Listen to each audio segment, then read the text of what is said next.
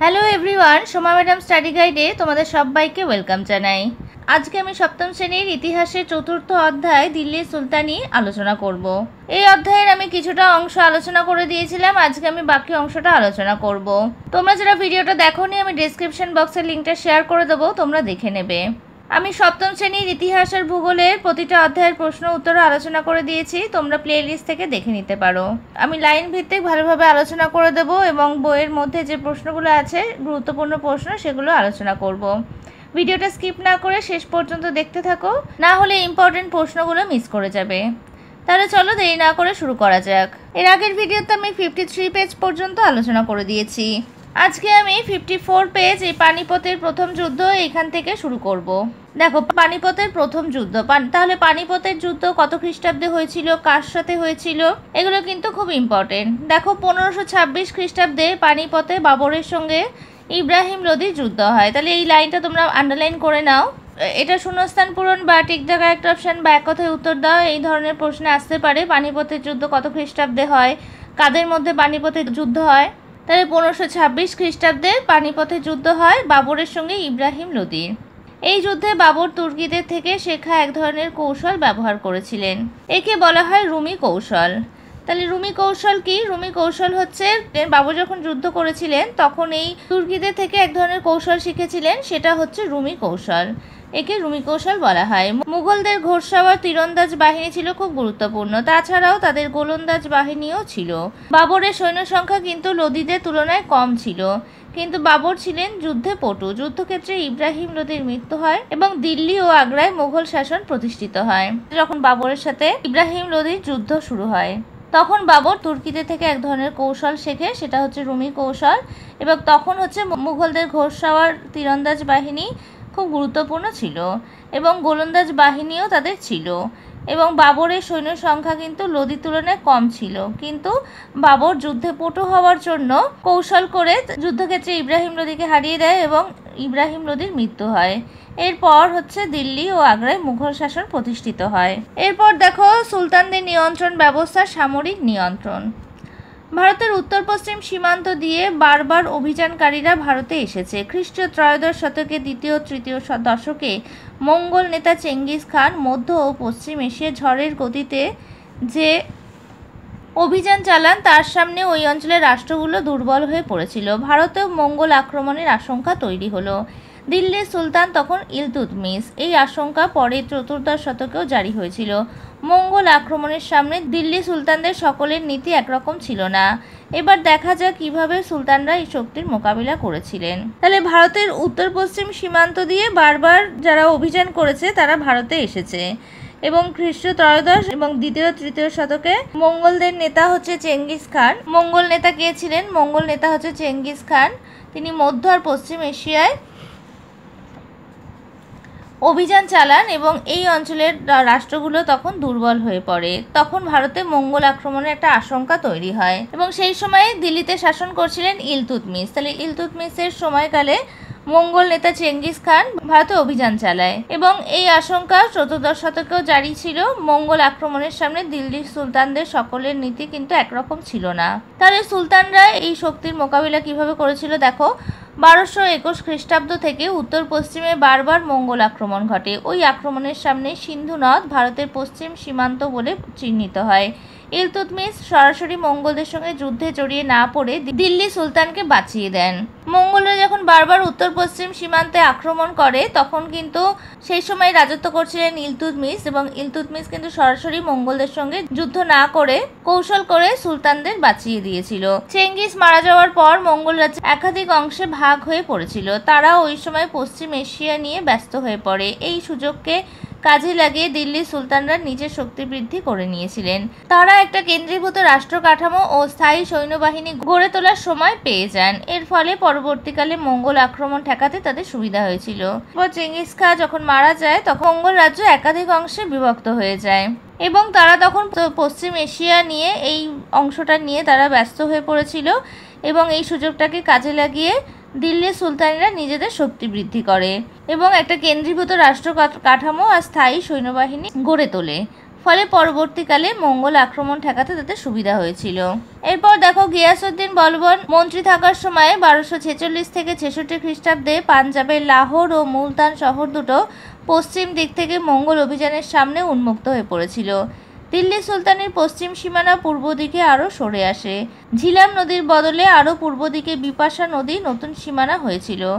বলবন সুলতান হয়ে 1266 থেকে 87 খ্রিস্টাব্দে তাবর হিন্দ, ভাতিন্দা, সুনাম ও সামানা দুর্গ সুরক্ষিত করেন। বিপাশা নদী বরাবর সৈন্য ঘাঁটি বসান। তিনি নিজে দিল্লিতে ঘাঁটি গেড়ে বসে থাকেন। একই সঙ্গে তিনি মঙ্গলদের কাছে দূত পাঠিয়েছিলেন কূটনৈতিক চাল হিসাবে। 1285 খ্রিস্টাব্দে মঙ্গলদের সঙ্গে লড়াইয়ে বলবনের বড় ছেলে যুবরাজ মোহাম্মদ প্রাণ হারান। তাহলে গিয়াসউদ্দিন বলবন যখন মন্ত্রী ছিলেন কত খ্রিস্টাব্দে 1246 থেকে 66 খ্রিস্টাব্দে, তখন পাঞ্জাবের লাহোর আর মুলতান শহর দুটো পশ্চিম থেকে মঙ্গল অভিযানের সামনে উন্মুক্ত হয়ে পড়েছিল। তখন ঝিলাম নদীর বদলে আরও পূর্ব দিকে বিপাশা নদী নতুন সীমানা হয়েছিল। এরপর তিনি নিজে দিল্লিতে ঘাঁটি গেড়ে বসেন এবং একই সঙ্গে তিনি মঙ্গলদের কাছেও দূত পাঠিয়েছিলেন কূটনৈতিক চাল হিসাবে। এরপর 1285 খ্রিস্টাব্দে মঙ্গলদের সঙ্গে লড়াইয়ে তখন বলবানের বড় ছেলে যুবরাজ মোহাম্মদ প্রাণ হারান। এরপর দেখো আলাউদ্দিন খলজির সময়ে 1296 থেকে 1316 খ্রিস্টাব্দে দিল্লি দুবার আক্রান্ত হয়। 1299 থেকে 1300 খ্রিস্টাব্দে এবং 1302 থেকে 3 খ্রিস্টাব্দে সুলতান বিরাট বাহিনী গড়ে তোলেন। সৈনিকদের থাকবার জন্য সিরি নামে নতুন শহর তৈরি হয়। সেনাবাহিনীকে রসদ জোগানোর জন্য দোয়াব অঞ্চলের কৃষকদের উপর বেশি হারে কর চাপানো হয়। দুর্গ নির্মাণ, সৈন্য সংগ্রহ ও মূল্য নিয়ন্ত্রণ করে সফলভাবে মঙ্গল আক্রমণের মোকাবিলা করেন আলাউদ্দিন। তাহলে আলাউদ্দিন খলজির সময় দিল্লি দুবার করে আক্রান্ত হয়। কত খ্রিস্টাব্দে? একটা হচ্ছে 1299 থেকে 1300 খ্রিস্টাব্দে, একটা হচ্ছে 1302 থেকে 1303 খ্রিস্টাব্দে। সুলতানের বিরাট বাহিনী এই সময় গড়ে ওঠে এবং সৈন্যদের থাকার জন্য সিরি নামে একটা নতুন শহর তৈরি হয় এবং সেনাবাহিনীকে রসদ জোগানোর জন্য দোয়াব অঞ্চলে কৃষকদের ওপরও বেশি হারে কর চাপানো হয়। এরপর দুর্গ নির্মাণ, সৈন্য সংগ্রহ, মূল্য নিয়ন্ত্রণ করে সফলভাবে মঙ্গল আক্রমণের মোকাবিলা করেন আলাউদ্দিন। এর পরের পেজে দেখো মোহাম্মদ বিন তুগলকের আমলে 1326 থেকে 27 এবং 28 খ্রিস্টাব্দ নাগাদ 1328 খ্রিস্টাব্দ নাগাদ উত্তর পশ্চিম সীমান্তে মঙ্গল অভিযান হয়। সুলতান মঙ্গলদের তাড়া করে উত্তর পশ্চিম সীমান্তে কালানৌর ও পেশোয়ারে সীমান্ত ঘাঁটি মজবুত করেন। তিনি মধ্য এশীয় অভিযানের পরিকল্পনা করেন, সেজন্য বিরাট সেনাবাহিনী গড়ে তোলেন। সুলতান পুরনো দিল্লি শহরকে সেনা শিবির বানিয়ে তোলেন। শহরের অধিবাসীদের তিনি দাক্ষিণাত্যে দৌলতাবাদে পাঠিয়ে দেন। সৈনিকদের বেতন দেওয়ার জন্য দোয়াব অঞ্চলে অতিরিক্ত কর চাপান। শেষ পর্যন্ত তার মধ্য এশীয় অভিযানের পরিকল্পনা ব্যর্থ হয়। বিরাট সেনাবাহিনী ভেঙে দিতে বাধ্য হন মোহাম্মদ বিন তুগলক। তাহলে মোহাম্মদ বিন তুগলকের সময় তার আমলে উত্তর পশ্চিম সীমান্তে মঙ্গল অভিযান শুরু হয়। কত খ্রিস্টাব্দে? 1326 থেকে 27 আর 28 খ্রিস্টাব্দ নাগাদ। এবং সুলতান মঙ্গলদের তাড়া করে উত্তর পশ্চিম সীমান্তে কালানৌর আর পেশোয়ারে সীমান্ত ঘাঁটি মজবুত করেন। তখন সুলতান পুরনো দিল্লি শহরকে সেনা শিবির বানিয়ে তোলেন এবং শহরের অধিবাসীদের তিনি দাক্ষিণাত্যে দৌলতাবাদে পাঠিয়ে দেন এবং সৈনিকদের বেতন দেওয়ার জন্য দোয়াব অঞ্চলে অতিরিক্ত কর চাপান।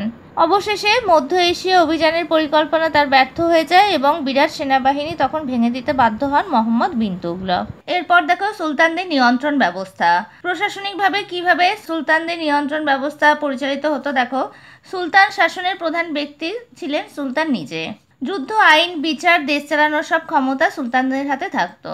তাহলে এখনকার দিনে যেমন দেশ চালানোর জন্য পুলিশ আছে, প্রশাসন আছে, তখনকার দিনে কিন্তু সুলতান নিজের শাসন কার্য নিজেই চালাতো। যুদ্ধ, আইন, বিচার, দেশ চালানোর সব ক্ষমতাই থাকতো সুলতানের হাতে।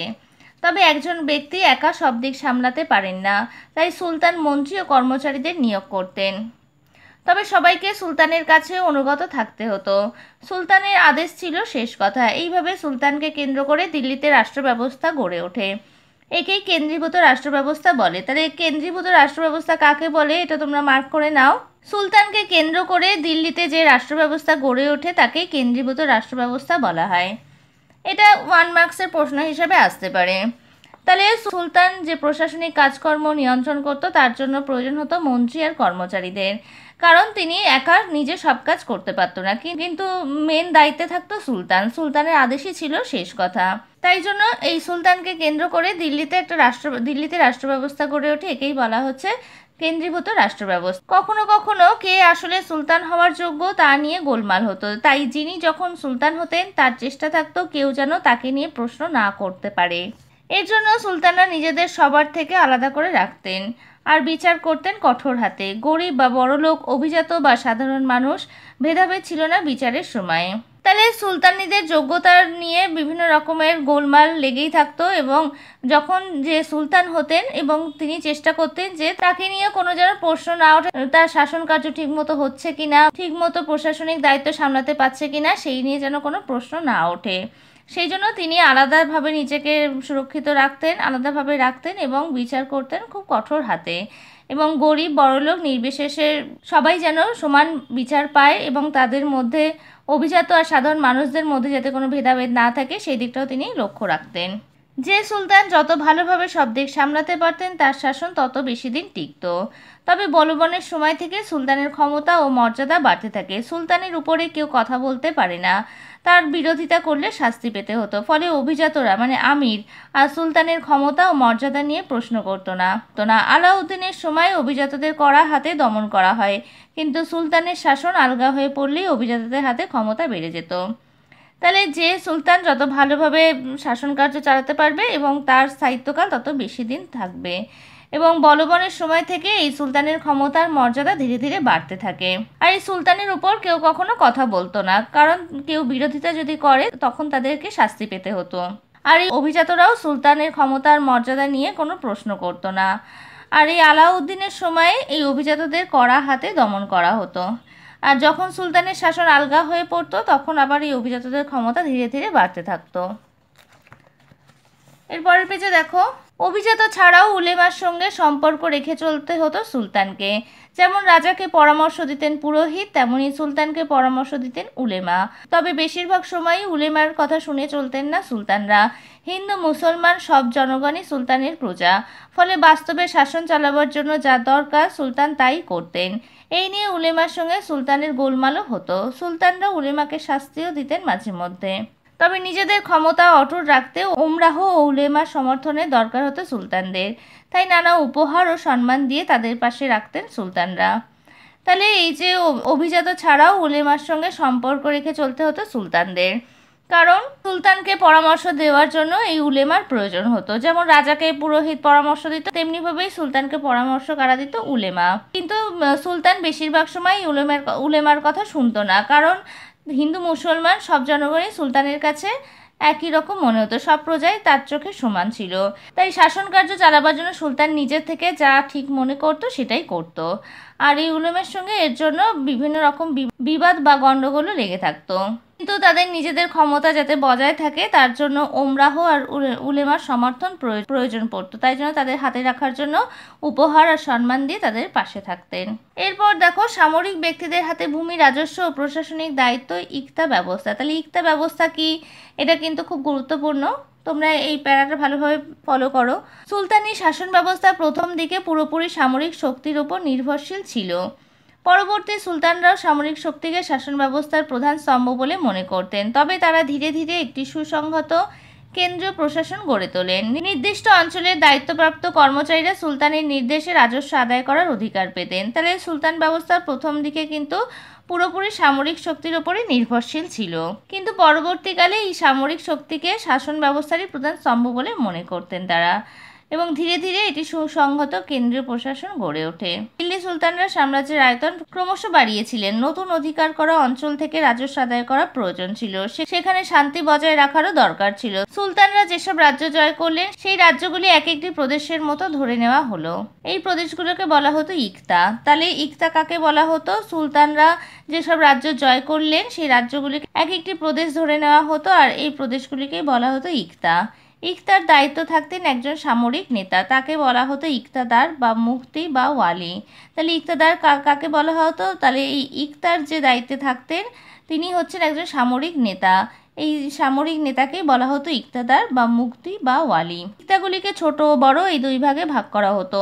ছোট ইকতার শাসক শুধু সামরিক দায়িত্ব পালন করতেন, আর বড় ইকতার শাসকদের সামরিক দায়িত্ব পালনের সাথে সাথে প্রশাসনিক দায়িত্ব পালন করতো। তাহলে এই ইকতাগুলিকে দুভাগে ভাগ করা হয়েছিল, ছোট ইকতা আর বড় ইকতা। ছোট ইকতা হচ্ছে শুধুমাত্র সামরিক দায়িত্ব পালন করতেন, আর বড় ইকতা শাসকের সামরিক দায়িত্ব পালন করতেন এবং তার সঙ্গে প্রশাসনিক দায়িত্ব পালন করত।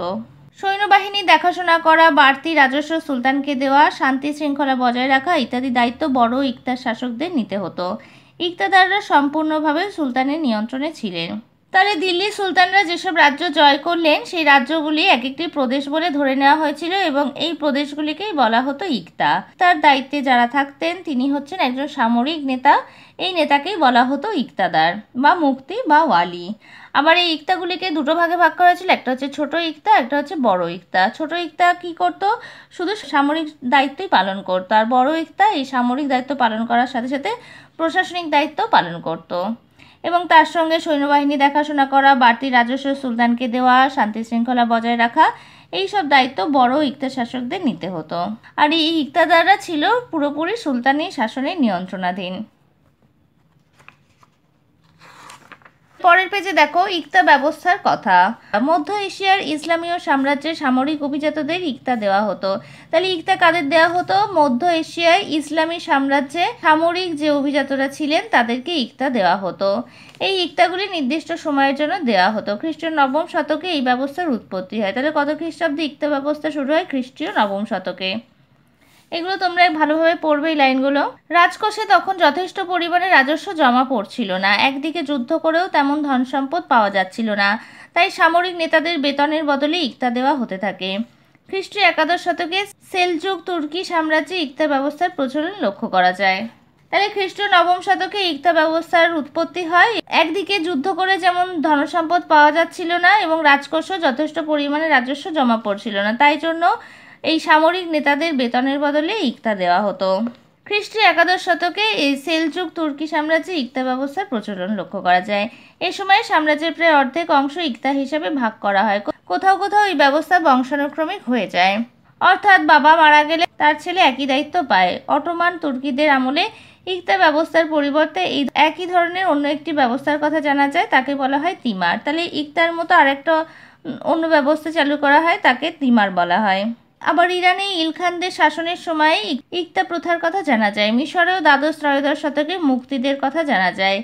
দিল্লি সুলতানরা সাম্রাজ্য বিস্তার, রাজস্ব সংগ্রহ, শান্তি শৃঙ্খলা রাখার জন্য ইকতা ব্যবস্থার নানান রদবদল ঘটিয়েছিলেন। কিন্তু এই ইকতা ব্যবস্থার পরে বিভিন্ন রকমের পরিবর্তন লক্ষ্য করা যায়। কারা করেছিলেন? দিল্লি শাসনরা। তখন সাম্রাজ্য বিস্তার, রাজস্ব সংগ্রহ, শান্তি শৃঙ্খলা রক্ষার জন্য এই ইকতা ব্যবস্থার নানান রকম রদবদল ঘটেছিল। ইকতাদার বা মুক্তি হতে পারতেন একটা গোটা প্রদেশের শাসনকর্তা, অথবা তিনি হতেন শুধুই একজন রাজস্ব সংগ্রহকারী যিনি নিজের ভরণ পোষণের জন্য একখণ্ড জমি থেকে রাজস্ব আদায় করতেন। তাহলে তখন চেঞ্জ করে কি করা হলো? ইকতাদার আর মুক্তি কারা হতে পারতেন? একটা গোটা প্রদেশের শাসনকর্তা। আগে ইকতাদার ছিল এক একটি প্রদেশের দায়িত্বভার গ্রহণ করতে ইকতাদার, আর দিল্লি সুলতানরা ইকতাদারের রদবদল ঘটিয়ে গোটা প্রদেশের শাসনকর্তা হিসাবে ইকতাদারকে নিযুক্ত করা হতো, অথবা তিনি শুধু একজন রাজস্ব সংগ্রহকারী বা নিজের ভরণ পোষণের একখণ্ড জমি থেকে রাজস্ব আদায় করতেন। সুলতানের বিভিন্ন অঞ্চলের শাসকরা অনেক সময় কেন্দ্রীয় ক্ষমতা দখল করার চেষ্টা করতেন। জালাউদ্দিন খলজি অথবা বহলুল লোদির মতো অনেকেই প্রথমে আঞ্চলিক শাসক ছিলেন, পরে তারা কেন্দ্রীয় ক্ষমতা দখল করে সুলতান হন। তাহলে সুলতানের বিভিন্ন অঞ্চলের শাসকরা কেন্দ্রীয় ক্ষমতা দখল করার চেষ্টা করতেন এবং জালালউদ্দিন খলজি অথবা বহলুল লোদির মতো অনেকেই এই প্রথমে আঞ্চলিক শাসন ছিলেন এবং পরে তারা কেন্দ্রীয় ক্ষমতা দখল করে সুলতান হন। এরপর দেখো সুলতানের নিয়ন্ত্রণ ব্যবস্থা, অর্থনৈতিক নিয়ন্ত্রণ ও জনকল্যাণকর সংস্কার। সুলতানের নিয়ন্ত্রণ ব্যবস্থা কিভাবে নিয়ন্ত্রিত হতো দেখো। রাজকোষের আয় বাড়াতে আলাউদ্দিন খলজি কতগুলি অর্থনৈতিক সংস্কার করেন। আগের সুলতানদের দেওয়া ইকতা বাজেয়াপ্ত করেন। ধর্মীয় কারণে দেওয়া সম্পত্তি ও নিষ্কর জমিগুলি ফিরিয়ে নেন। সমস্ত জমি জরিপ করানো হয়। রাজস্বের হারও বাড়ানো হয়। তার পাশাপাশি সুলতান সুলতানির খরচ কমাতেও চেষ্টা করেছিলেন। আলাউদ্দিন দোয়াব অঞ্চলের গঙ্গা যমুনা নদীর মধ্যবর্তী অঞ্চল অধিবাসীদের কাছ থেকে উৎপন্ন ফসলের অর্ধেক অংশ রাজস্ব হিসাবে আদায় করেন। এখানে জমি উর্বর হওয়ায় চাষ হতো খুব ভালো। ভূমি রাজস্ব ছাড়াও গৃহকর, গোচারণ ভূমি কর, জিজিয়া কর ইত্যাদি কর রাজাদের কাছ থেকে আদায় করার নির্দেশ দেন। তাহলে আলাউদ্দিন খলজির সময় রাজকোষের আয় বাড়ানোর জন্য কতগুলি অর্থনৈতিক সংস্করণ করেন এবং আগে সুলতানদের যে ইকতা দেওয়া হয়েছিল সেগুলো তিনি বাজেয়াপ্ত করেন এবং বিভিন্ন কারণ দেখিয়ে, যেমন ধর্মীয় কারণে, সম্পত্তি আর নিষ্কর জমিগুলি নিজে দখলে আনেন বা ফিরিয়ে নেন এবং সমস্ত জমি ঠিকভাবে মাপজোক করা হয়, জমি জরিপ করা হয় আর রাজস্বের হারও বাড়িয়ে দেওয়া হয়।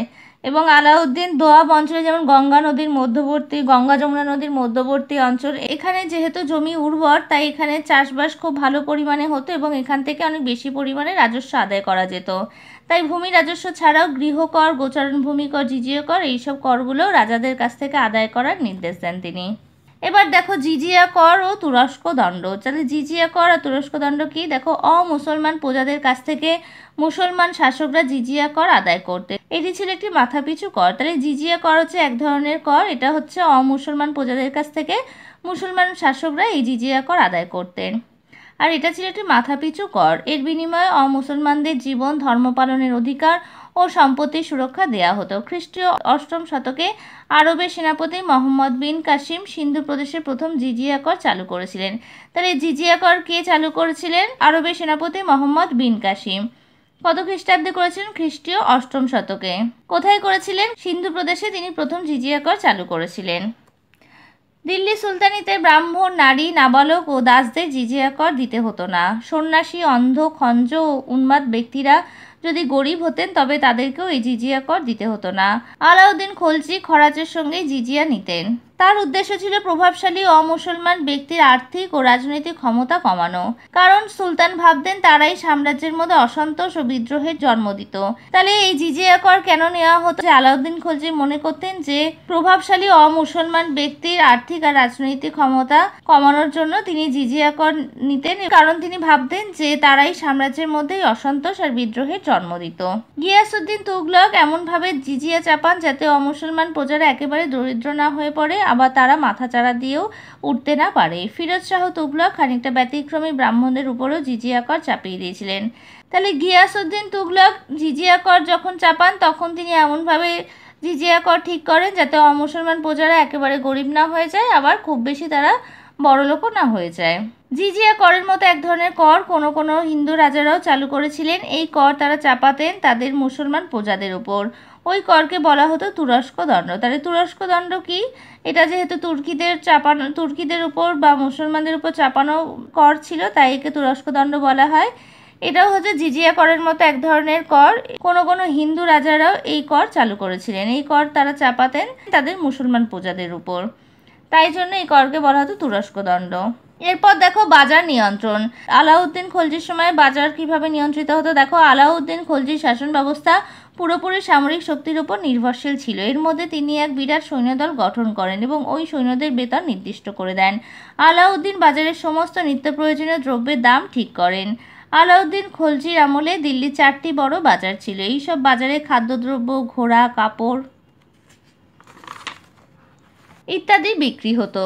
বাজারদর তদারকির জন্য সাহানা-ই মান্ডি ও দেওয়ানি রিয়াসাত নামে রাজকর্মচারী নিয়োগ করা হয়। সুলতানদের ঠিক করে দেওয়া দামের থেকে বেশি দাম নিলে বা ক্রেতাকে ওজনে ঠকালে কঠোর শাস্তি দেওয়ার ব্যবস্থা ছিল। আলাউদ্দিন রেশন ব্যবস্থার প্রবর্তন করেন। প্রয়োজনের সময় প্রজাদের সুলতানের পক্ষ থেকে খাদ্যশস্য ও রোজের প্রয়োজনীয় জিনিস পরিমাণ মতো যোগান দেওয়া হতো। তাহলে আলাউদ্দিন খলজির সময় শাসন ব্যবস্থা কেমন ছিল? তখন সামরিক শক্তির উপর নির্ভরশীল ছিল এবং তিনি একটা বিরাট সৈন্যদলও গঠন করেন এবং তাদেরও নির্দিষ্ট করে বেতন দিতেন। এবং এই সময় তিনি বাজারে যে নিত্য প্রয়োজনীয় জিনিস সেই জিনিসেরও দাম ঠিক করে দেন। এবং দিল্লিতে 4টি বড় বড় বাজার ছিল আর এই বাজারে কি কি বিক্রি করা হতো? খাদ্যদ্রব্য, ঘোড়া, কাপড়, এইসব জিনিস বিক্রি হতো। আর এই বাজার দরের তদারকি কারা করতো? সাহানা-ই মান্ডি আর দেওয়ানি রিয়াসাত নামে রাজকর্মচারীরা। এবং সুলতানের দেওয়া দামের থেকে বেশি দাম নিলে ক্রেতাকে ওজনে ঠকালে কঠোর শাস্তি দেওয়ার ব্যবস্থা ছিল। এবং আলাউদ্দিন রেশন ব্যবস্থার প্রবর্তন করেন আর যখন প্রয়োজন হতো সুলতানের পক্ষ থেকে খাদ্যশস্য আর রোজের প্রয়োজনীয় জিনিস পরিমাণ মতো যাতে যোগান দেওয়া যায় সেদিকেও তিনি খেয়াল রাখতেন। মোহাম্মদ বিন তুগলকের আর্থিক পরীক্ষার কথা তোমরা আগেই জেনেছ। তার পরবর্তী সুলতান ফিরোজ শাহ তুগলক ইসলামের রীতিনীতি এবং উলেমার নির্দেশে শাসন পরিচালনা করতেন, তবে বেশ কিছু জনকল্যাণ কাজও তিনি করেছিলেন। ফিরোজ রাজস্ব ব্যবস্থার সংস্কার করেন। ইসলামীয় রীতি অনুযায়ী যে সমস্ত কর আদায় করা যেতে পারে শুধু সেই করগুলি নেওয়া হতো, অন্যান্য কর বাতিল করা হয়। তাহলে মোহাম্মদ বিন তুগলকও আর্থিক ব্যবস্থার প্রচলন করেন এবং তার পরবর্তী সুলতান কে ছিলেন? ফিরোজ শাহ তুগলক। তিনি ইসলামী রীতিনীতি উলেমার নির্দেশে শাসন পরিচালনা করেছিলেন এবং বেশ কিছু জনকল্যাণ কাজও তিনি করেছিলেন।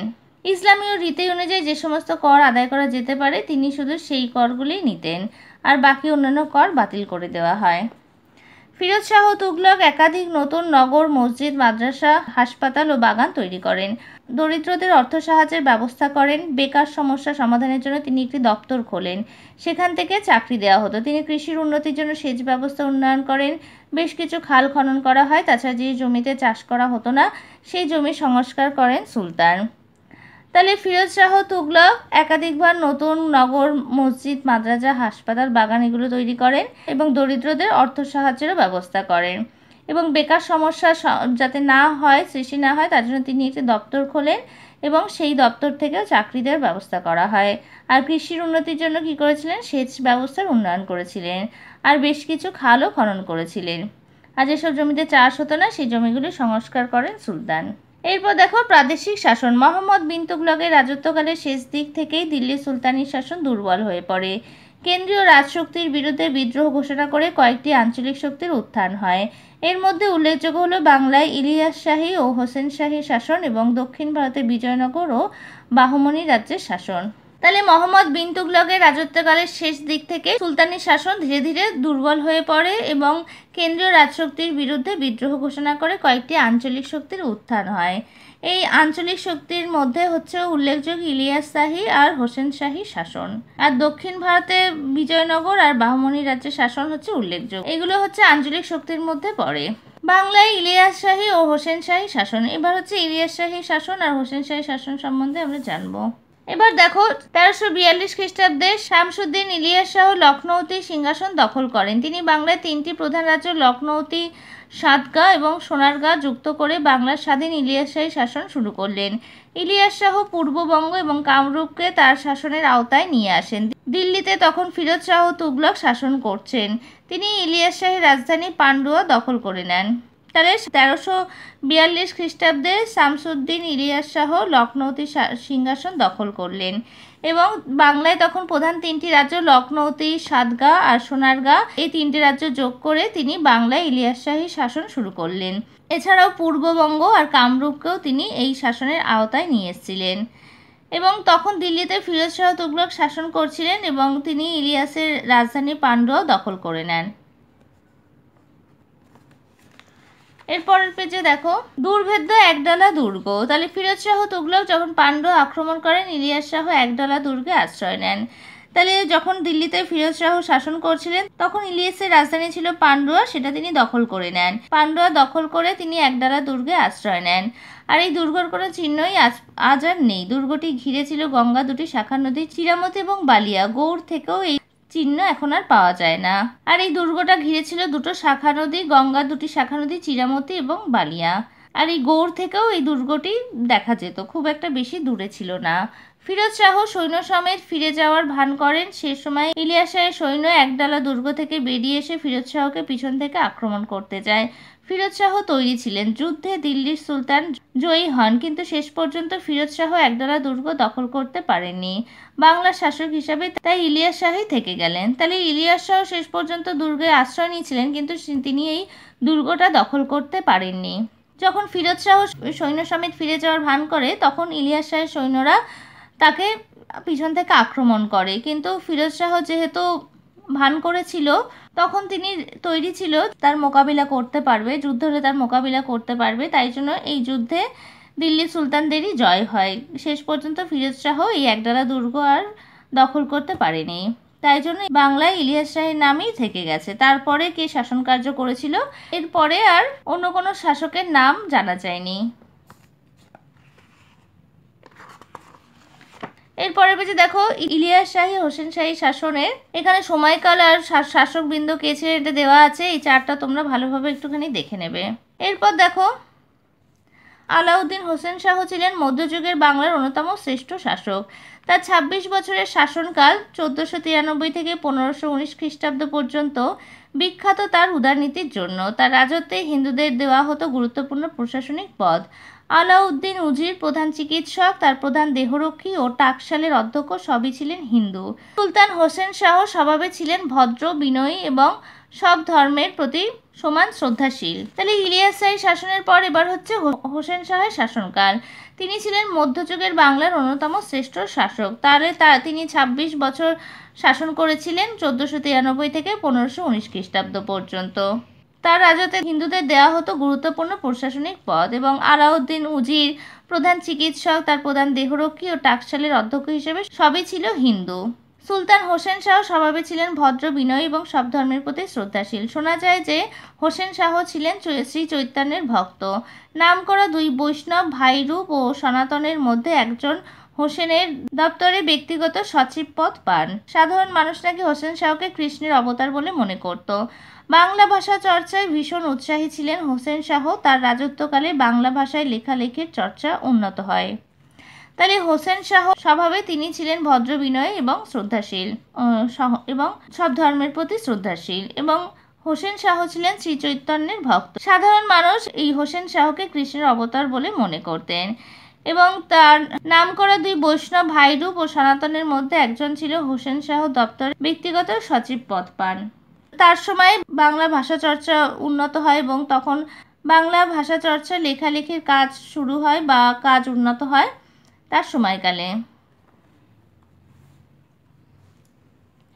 ইলিয়াস শাহী এবং হোসেন শাহী আমলে বাংলা সংস্কৃতি উন্নয়ন হয়েছিল। এই সময়ে বাংলা ভাষা ও সাহিত্য, স্থাপত্য প্রভৃতি ক্ষেত্রে উন্নয়ন হয়। এই সময়ে সুলতানরা ছিলেন অন্যতম ধর্মমত বিষয়ে উদার। সুলতানদের ধর্মীয় উদারতা বাংলার সব ধর্মের মানুষকে কাছাকাছি আসতে সাহায্য করেছিলেন। এই সময়ই বাংলায় শ্রী চৈতন্যের নেতৃত্বে ভক্তিবাদের প্রচার শুরু হয়। তাহলে ভক্তিবাদের প্রচার কবে থেকে শুরু হয়? এই হোসেন শাহের আমল থেকে। এবং তখন কার নেতৃত্বে হয়? শ্রী চৈতন্যদেবের নেতৃত্বে। এবং ইলিয়াস শাহী আর হোসেন শাহীর আমলে বাংলার সংস্কৃতির উন্নয়ন হয়েছিল। আর এই সময় ভাষা, সাহিত্য, স্থাপত্য প্রভৃতি ক্ষেত্রে উন্নয়ন লক্ষ্য করা যায়। আর সুলতানরা অন্য ধর্মমত বিষয়ে উদার ছিলেন। এই উদারতার কারণে সব ধর্মের মানুষকে তাদের কাছাকাছি আসতে সাহায্য করেছিলেন। আর এই সময় শ্রী চৈতন্যের নেতৃত্বে ভক্তিবাদের প্রচারও শুরু হয়। তাহলে এই আমল থেকে ভক্তিবাদের প্রচার শুরু হয়, ভক্তিবাদের উদ্ভব হয়। তাহলে আজকে আমি এই পর্যন্ত আলোচনা করে দিলাম। এর পরের ভিডিওতে আমি বাকি অংশটা আলোচনা করে দেব। আমার পড়ানো তোমাদের কেমন লাগলো আমাকে কমেন্টস করে জানাবে। আর পড়ার ব্যাপারে যদি কোনো প্রশ্ন থাকে তাহলে আমাকে কমেন্টস করে জানাতে পারো। ভিডিওটা ভালো লাগলে লাইক করে দেবে আর একই ক্লাসের বন্ধুদের সাথে ভিডিওটা বেশি করে শেয়ার করে নেবে। আর আমার চ্যানেলে এখনও যারা নতুন, চ্যানেলটা সাবস্ক্রাইব করনি তারা তাড়াতাড়ি চ্যানেলটা সাবস্ক্রাইব করে নাও। আর পাশে থাকা বেল আইকনটা অবশ্যই প্রেস করে নেবে যাতে আমি চ্যানেলে নতুন ভিডিও আপলোড করার সাথে সাথে নোটিফিকেশান সবার আগে তোমাদের কাছে পৌঁছে যায়। আজকে আমি এখানেই শেষ করছি। পরে দেখা হবে নতুন আরেকটা ভিডিওতে।